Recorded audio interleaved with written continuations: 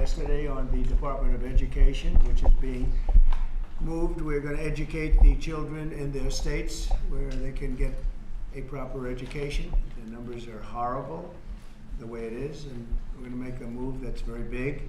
I don't think it's even risky a little bit. I think it's going to be amazing. It should have been done years ago. They've been talking about doing it for many years, but nobody ever got it off.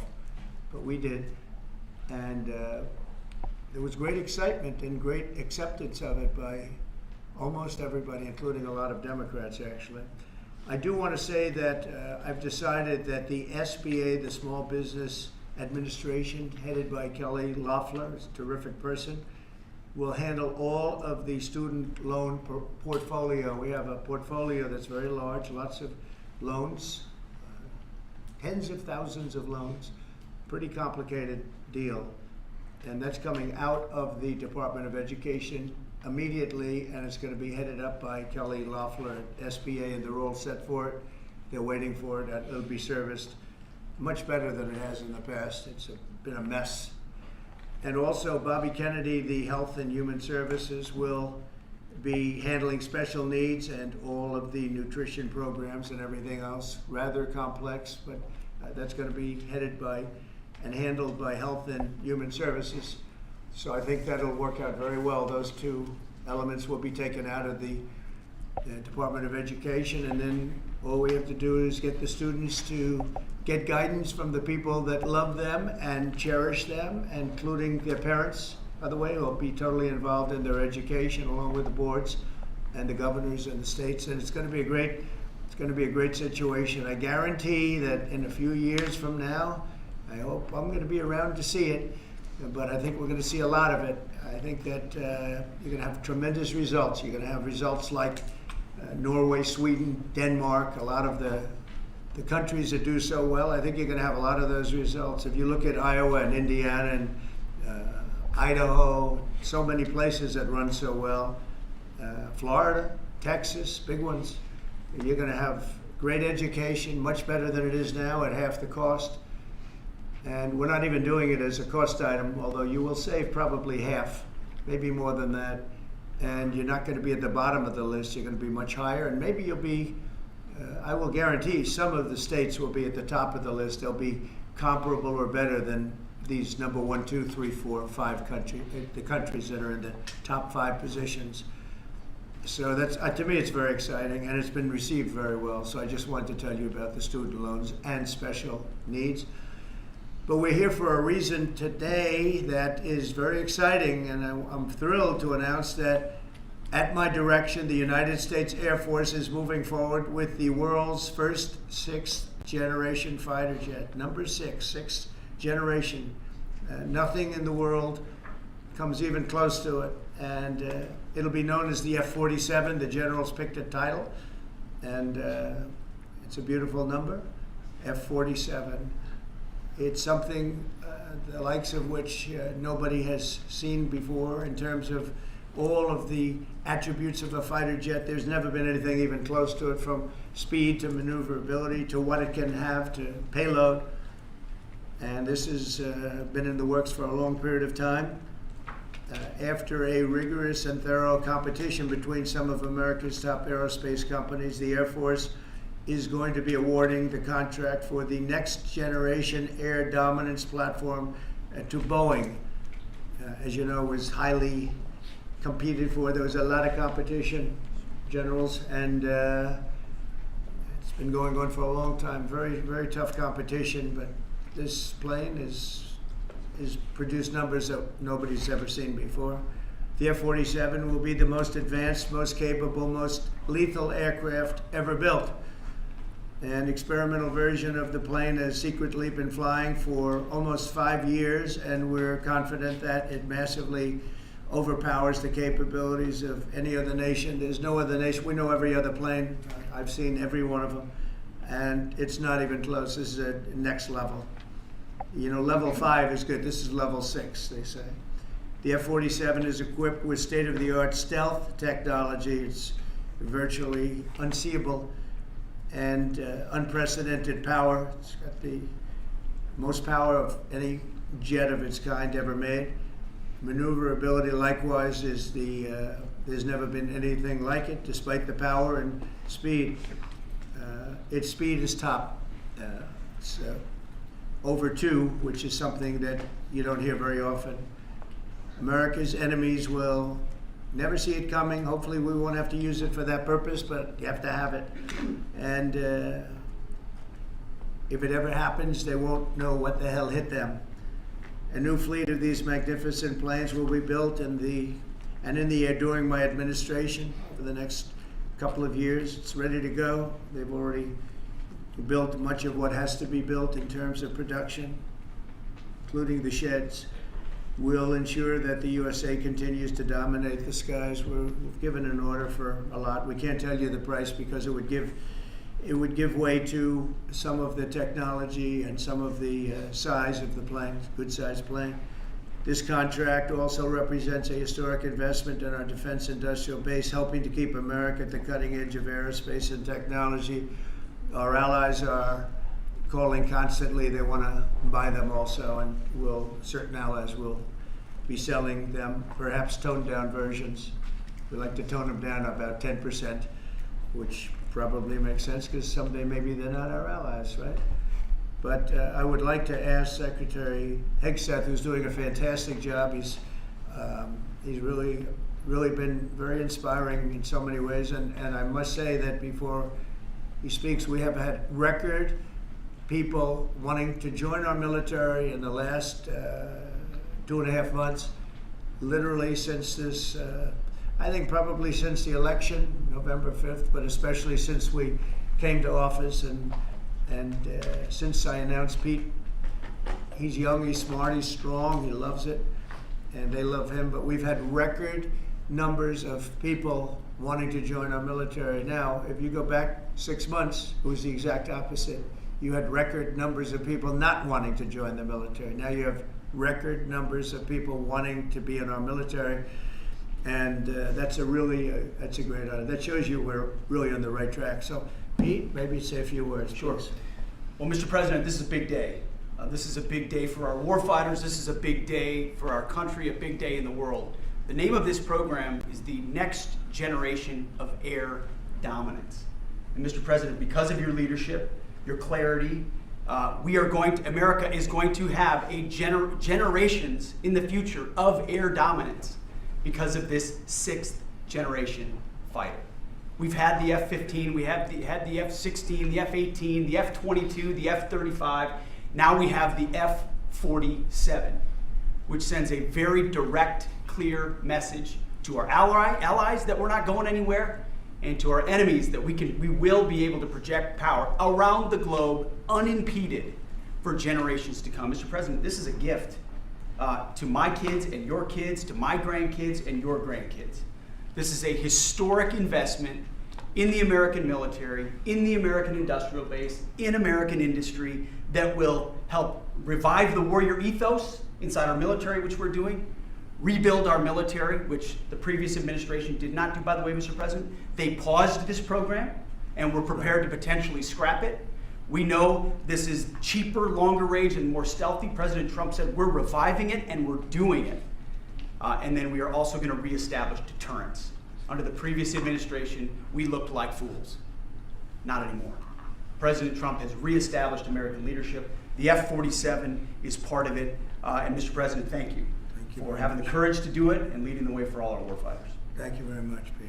One of the things I will say, but the generals are going to speak in just a couple of seconds, but this plane flies with drones. It flies with many, many drones, as many as you want, and it's a technology that's new, but it doesn't fly by itself. It flies with many drones, as many as we want, and that's something that no other plane can do.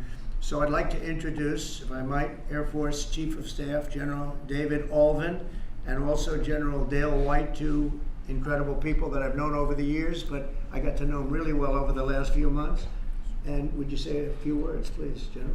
Thank you very much, Mr. President. Mr. President, Mr. Secretary, thank you so much for your unwavering commitment to our military. I will say this is a big day. This is a big day for our United States Air Force as well.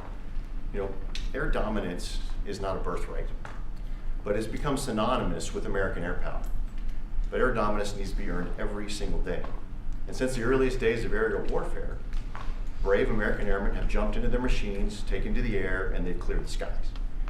And whether that be clearing the skies so we can rain down destruction on our enemies from above, or we can clear the path for the ground forces below. That's been our commitment to the fight, and that's really been our promise to America. And with this F-47 as the crown jewel in the next generation air dominance family of systems, we're going to be able to keep that promise well into the future. I also want to thank everyone from industry and within government, our engineers, who have worked tirelessly on this program to bring it where we are right now today. This shows that American talent, American skill, and American determination are second to none, because this platform is second to none. So we believe that this provides more lethality, it provides more capability, more modernized capability in a way that is built to adapt. This, along with our collaborative combat aircraft the President talked about with drones, this is allowing us to look into the future and unlock the magic that is human-machine teaming. And as we do that, we're going to write the next generation of modern aerial warfare with this. This enables us to do this. The manner in which we put this program together puts more control in the hands of the government, so we can update and adapt at the speed of relevance, at the speed of technology, not at the speed of bureaucracy. This is more Air Force. This is more options for the President. We say as our mission in the United States Air Force is to fly, fight, and win air power anytime, anywhere. If you want to go anywhere, you have to have a platform that gets you anywhere. This provides the President options from the very one end, which is a quick response, and then we can get right back into fighting stance without having to deploy troops that are going to take maybe months and cost more lives. We can be back in fighting stance and maybe we restore that deterrence. All the way to decisive victory as part of a joint force that is the most lethal and capable military ever known in history. That's what we provide now, and this allows us to provide it into the future. It's more deterrence, more capability. It's what peace through strength looks like into the future, Mr. President. And so we're very proud to do that. And all we can say is, on behalf of the United States Air Force, let's deliver. Thank you very much. Thank you, General. Would you like to say something? No, sir, I'll just double check what the chief said. He knows what to do. Generational He knows who the boss is. Look That's at exactly that. right.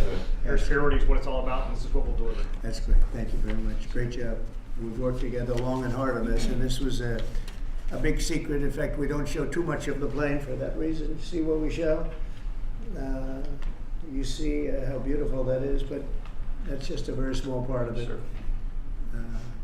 I wasn't surprised. I was wondering how much are you going to show when they came in with that. You see a wheel in the front? That's about it. Any questions? Mr. President Trump, Peter? is 80,000 pages of documents is a lot to sift through. Yeah. Can you just tell us who killed Kennedy? Well, I was given the task of releasing that because many presidents have gone through it and they haven't released. And I said, release. We even released Social Security numbers. I didn't want anything deleted. They said, so what about Social Security? People long gone, but they're long gone, so I can't imagine. But I said, if you don't delete it, if you do delete it, we have people are going to say, why did you delete it? There's something in there. So we gave Social Security, we gave everything. And the rest is for you to look at, Peter. You're going to see whether or not you see anything. But we've given it. We're doing it with Dr. Martin Luther King, too. They're preparing all of that. They're going to release everything. And whoever else they want. I mean, we have nothing. We really have nothing to hide. We shouldn't have. When a lot of time goes by. But with the Kennedy files, in particular, they were going crazy on them. I don't think there's anything that's earth-shattering, but you'll have to make that determination. In those, it's 80,000. It's actually 88,000, and we have some additional things, as you know, come out today. And for that, you can go to the offices and you can see whatever you want to see. Everything is out there, totally open. The additional stuff is available later on today. You go over to the offices and you can have it immediately, and you'll make a determination. And on something else, these Trenda Araba guys, because of your executive order, they are designated as foreign terrorists. Yeah. If ISIS or Al-Qaeda foreign terrorists were operating here in the United States, cops would probably be shooting first and asking questions later. And so what is the difference between terrorists, between somebody like an ISIS or an Al-Qaeda operative versus a MS-13 or Trenda Araba? Well, these are people that focus on destroying people in their homes. They're not as international in that sense. They're a group of thugs. They come from Venezuela. They come from the prisons of Venezuela. They're very, very dangerous people, but they didn't look so dangerous when the guards took care of the situation from El Salvador. And I want to thank the president. He's a friend of mine. He's done a great job.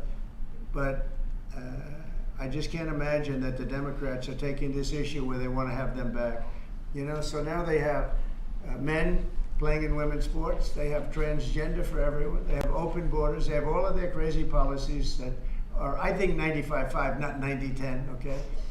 And their new policy is, let's bring Trenda Araba back into our country. Let's bring the worst, these are the worst gang members there are. They looked amazingly frail, though, by the way they were handled. It's very amazing. You know, they weren't, when they were in Colorado cutting the fingers off a man because he made a phone call to the police, they seemed a lot tougher then than they did when they were having their head shaved and they were in shackles. They're tough people, they're bad people. We don't want them in our country. We can't let a judge say that he wants them. You know, he didn't run for president. He didn't get much more than 80 million votes.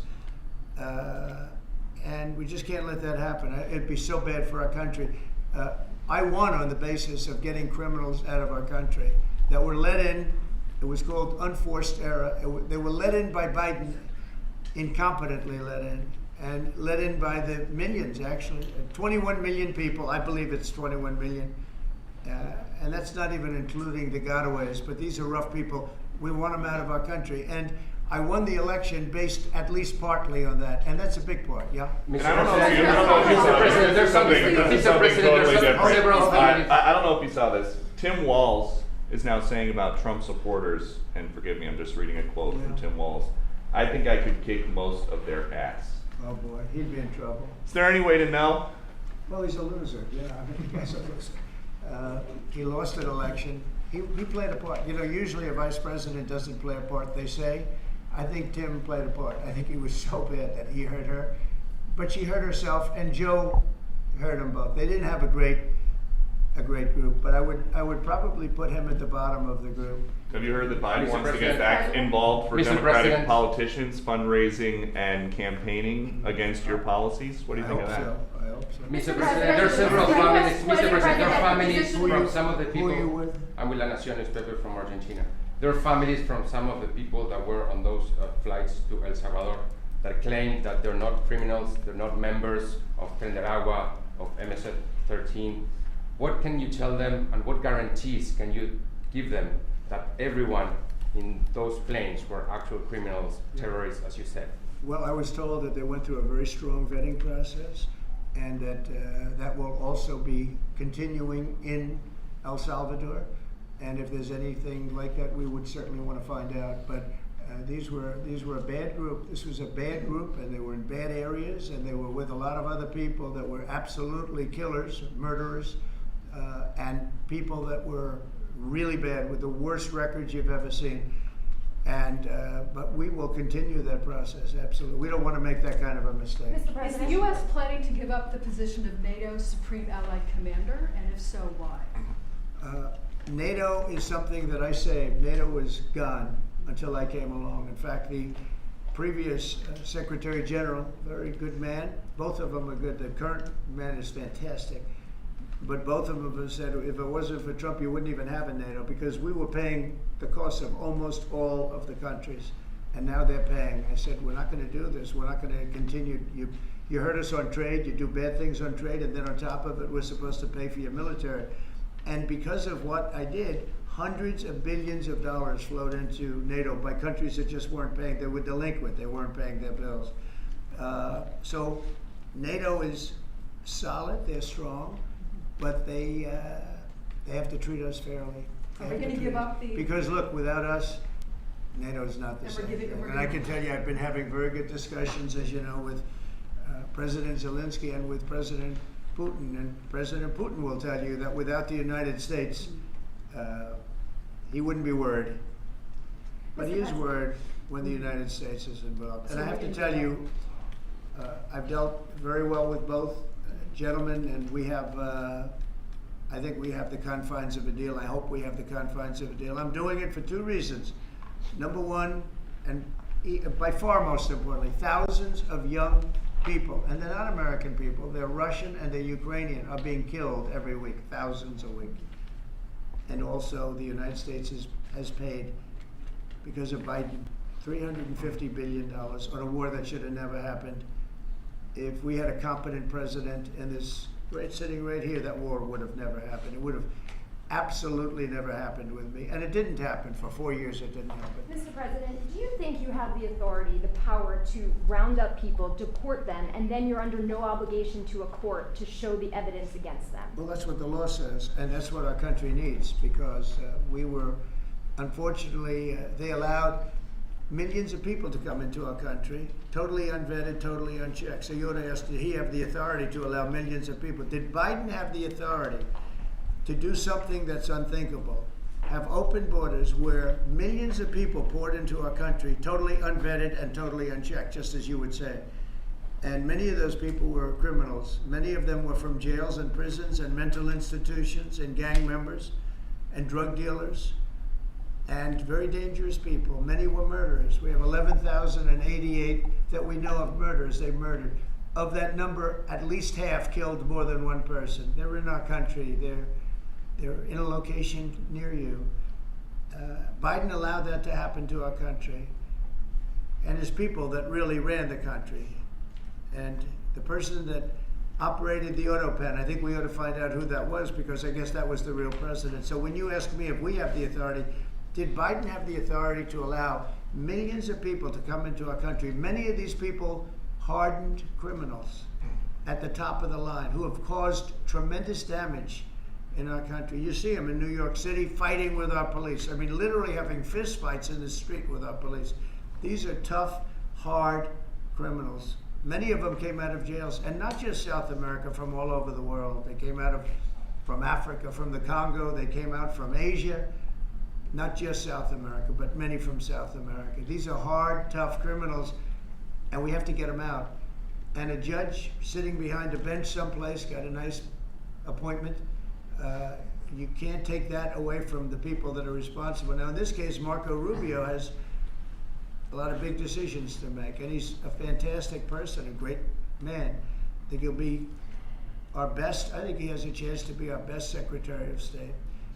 He's been doing incredibly. He works so hard. He's gone to so many different countries already, and he's got the authority to get bad people out of our country. And you can't stop that with a judge sitting behind a bench that has no idea what goes on, who happens to be a radical left lunatic. Do you think the judiciary is You guys today are denying. You guys are denying this New York Times report that Elon Musk was going to be shown a 20 to 30 page presentation about a theoretical war plan against China. Why not just show it to Elon? Because I don't want to show it to anybody. You know, you're talking about a potential war with China. Now, I deal with these people all the time, and I'm dealing with Pete. I'm dealing with these gentlemen on numerous different airplane purchases, and I think they're all going to be great. But I don't want other people seeing potential war with China. We don't want to have a potential war with China, but I can tell you if we did, we're very well equipped to handle it. But I don't want to show that to anybody. But certainly you wouldn't show it to a businessman who is helping us so much. He's a great patriot. He's paying a big price for helping us cut costs, and he's doing a great job. He's finding tremendous waste, fraud, and abuse. But I certainly wouldn't want, Elon has businesses in China, and he would be susceptible perhaps to that. But it was such a fake story. The New York Times is just as fake as CNN and MSDNC. And anybody read that story, people laughed at that story. Who would do such a thing? And the first thing I did is I called Susie and I called Pete. I said, is there any truth to that? And they said, it's ridiculous. No, he's over there to talk about cost. You might want to address that, Pete. But Elon was over there today to address cost. Doge, thing called Doge, which you've heard about. Pete? That's exactly right, Mr. President. You pointed out it was a fake story. We pointed out it was. It was meant to sort of undermine whatever relationship the Pentagon has with Elon Musk. Elon Musk is a patriot. Elon Musk is an innovator. Elon Musk provides a lot of capabilities our government and our military rely on, and I'm grateful for that. We welcomed him today to the Pentagon to talk about DOGE, to talk about efficiencies, to talk about innovations. It was a great informal conversation. The rest of that reporting was fake. There was no war plans, there was no Chinese war plans, there was no secret plans. That's not what we were doing at the Pentagon. I might add that I think Elon, if they ever wanted to do that, I think Elon wouldn't do it. I think he wouldn't do it. He wouldn't want to put himself in that position. But if you read what's out of the New York Times, it's such a dishonest newspaper. It's such garbage. It's, it used to be called all the news that's fit to print. Well, it's all the news that's not fit to print. They have fake sources, or they don't have sources. I think they make most of it up. But this was a made-up story by the New York Times. I call it the failing. It's a failing newspaper. It's failing. And they shouldn't do that. They really are the enemy of the people. And Mr. President, We do need honest journalism in this. We've made such big strides over the last 2 months, but we just need honest journalism, and we don't have it. When you have a CNN, you have to watch these people every once in a while just to see where they're coming from, and it's so dishonest. MSNBC is, I think, probably worse, and they're both doing horribly in the ratings. I think they're going to be turned off. I don't think they're not doing any ratings. You're doing well in the ratings. Mr. President, President, just quickly on, I understand that your trade rep is meeting their Chinese counterpart next week. Yes. Is there anything that they can do to stop April 2nd or to roll back the tariffs that you put on China already? Well, we can talk, but basically, I call April 2nd. I would have made it April 1st, but I didn't want to be April Fool's Day because then nobody would believe what I said, and they do believe me. April 2nd is going to be Liberation Day for America. We've been ripped off by every country in the world, friend and foe. We've been ripped off on trade. We've been ripped off on military. We protect people, and they don't do anything for us. It's just so unfair for years and years. And now some of that money is going to be coming back to us in the form of tariffs. Tens of billions. It's going to be numbers like nobody's ever seen. So NVIDIA announced today, you saw that, hundreds of billions of dollars of investment. The biggest chip maker in the world announced hundreds of billions of dollars of investment. Hundreds of billions, not millions, but billions. They're all coming here. Apple just announced $500 billion worth. They're going to build plants here. They built their plants in China. They're going to build them here. And they're starting immediately. We have investment, the likes of which this country has never seen, already announced. And they all want to have news conferences. I don't have enough time to have that many news conferences, but I would say so far at least $4 trillion. $4 trillion is coming in. Car companies, very importantly, a lot of the car companies that were going to build in Mexico or Canada are now building here. Because I don't want cars from Canada. I don't want cars from Mexico. They want to do it, it's fine, but I want the car companies to build here, not, they were building in Mexico 3 plants, big plants, really big plants, and they were going to sell the cars right across the border. We wouldn't have the jobs, we wouldn't have the profits, we wouldn't get the taxes, we get nothing. All we get is unemployment and empty factories. Those days are over. So now those 3 places are going to build here, but many more than that. We have a big one. Honda is building, just announced a really big plant in Indiana, great state, smart place to build. And we have many car companies coming here. The steel mills are going to be booming, And many other things come with that, but we need that for defense. There are certain things you have to have. You have to have steel. We would have had, if I didn't do in my first term tariffs to stop the onslaught, because they were dumping steel in order to destroy our steel plants. If I didn't do 50% and even 100% in certain cases tariffs on steel, you wouldn't have a steel plant in the United States. And Biden was unable to get rid of those tariffs because they threw off so much money that his numbers, which didn't work anyway because his numbers were terrible, what he did, the way he spent money was so horrible, and what he allowed to happen to energy. That's the other thing. Energy is going to be like it's never been before. Mr. Vice President is here. Do you have anything to say while you're here? No, sir. I'm good, Vice President. I'm just here to watch the show, sir. Okay. I think airplanes are pretty cool, so I wanted to check this out. Airplane's cool. It is cool. Is there anything that China can do to take off the trade war at this point, though. Well, I'll be speaking to President Xi. I have a great relationship with him. We're going to have a very good relationship. But we have a $1 trillion deficit because of Biden with President Xi. More than that. I mean, I've heard $1.2 trillion. We have a deficit. And I've explained that to President Xi. We also have a problem where he's allowing fentanyl to be sent into Mexico and then cross the border and, killing. I think the number is much higher than the 125, 115 that I think it's closer to 300,000 people a year. And so that's a problem. But they have a tremendous surplus against the United States, and we don't want that. Mr. President, why do you want to control Ukraine's power plant? A number of industries have come to you asking for exemptions on tariffs. Is that something that is under consideration by you? Well, people are coming to me and talking about tariffs, and a lot of people are asking me if they could have exceptions.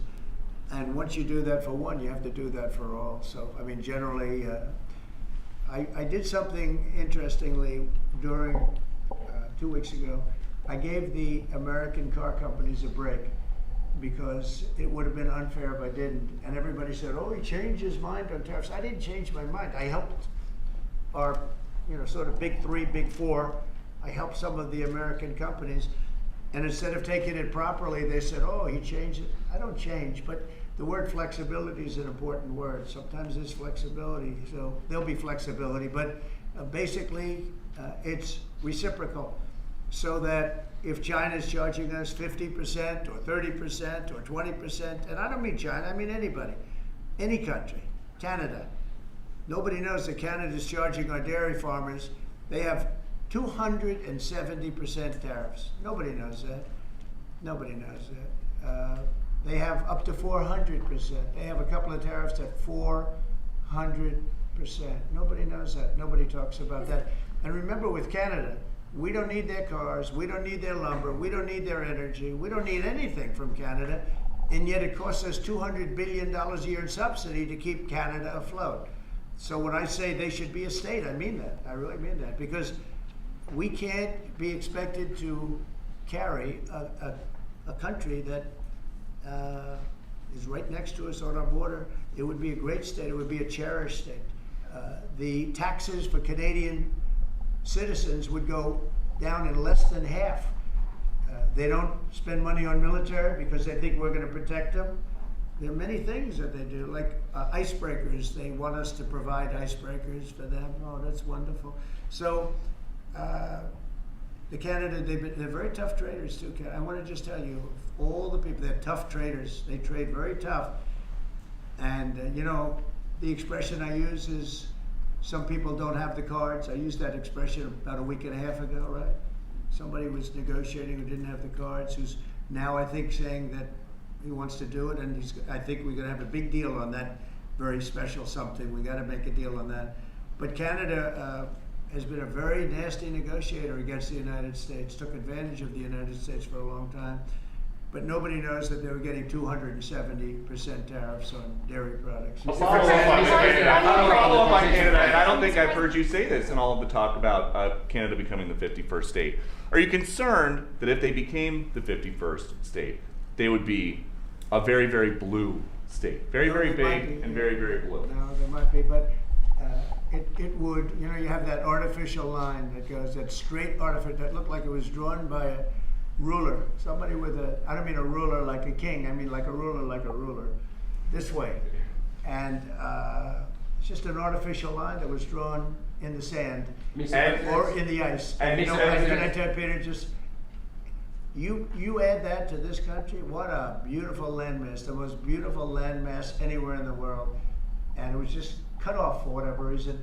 It would be great. Now, is it liberal? Maybe, but a conservative until I got involved, because I don't care who wins up there. I frankly probably would do better with the liberal than the conservative, if you want to know the truth. But just a little while ago, before I got involved and totally changed the election, which I don't care about, probably it's to our advantage actually, but the conservative was leading against, I call him Governor Trudeau, the conservative was leading by 35 points. So, so I don't know about that. I think Canada is a place like a lot of other places. If you have a good candidate, the candidate's going to win. And I don't know if you've seen this, but the two astronauts that you just helped save from space, they didn't get any overtime pay for all that extra time. They got $5 a day per diem. For 286 days, that is $1,430 in extra pay. Is there anything the administration can do to get them, to make them whole? Well, nobody's ever mentioned this to me. If I have to, I'll pay it out of my own pocket, okay? I'll get it for them. Mr. Mr. President, President, I'll follow up on you the mentioned- political science. I like that. Mr. President, you President, mentioned a I'll deal. pay it right out of my, is that all? That's not a lot for what they had to go through. And I want to thank Elon Musk, by the way, because think if we don't have him. You know, there's only so long, even though they're in the capsule up there, that the body starts to deteriorate after 9 or 10 months and gets really bad after 14, 15 months with the bones and the blood and all the things that you've been reporting on very well. And if we don't have Elon, they could be up there a long time. Who else is going to get him? And I just want to thank him. He's going through a lot, what they're doing to him. And these people are going to be caught, and they're going to be caught, and they're going to be prosecuted. And from what they tell me, I see this just by watching your programs and reading the news, but from what they tell me, they could get 20 years in jail, and they'll get it. I'll tell you, there's going to be no leniency, and there'll be no pardons. I can tell you that right And you now. said this morning 20 years in jail, and then maybe you said this morning 20 years in jail, and then maybe they'll go to one of these prisons in El Salvador. Do you think with the way that the judges have been issuing injunctions, it would be easier or harder to send these Tesla domestic terrorists to a jail in El Salvador than these MS-13 or Trenda Araba guys? Well, I view these people as terrorists just like others. These are, when I looked at those showrooms burning and those cars, not one or two, like 7, 8, 10 burning, exploding all over the place.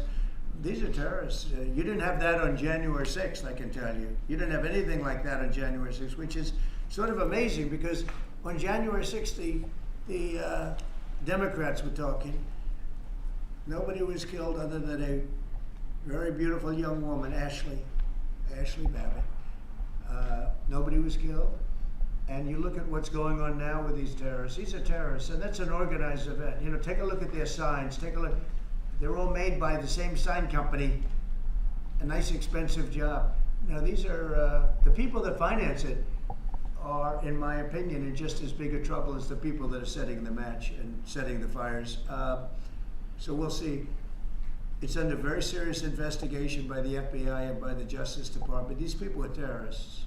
Okay. Mr. President, you mentioned a deal with Ukraine. Mr. President, what do you say to American military families who are seeing Elon Musk at the Pentagon today, are hearing about Defense Department cuts, and their thoughts are immediately going to the safety of their loved ones who are currently deployed? Well, we're making our country strong.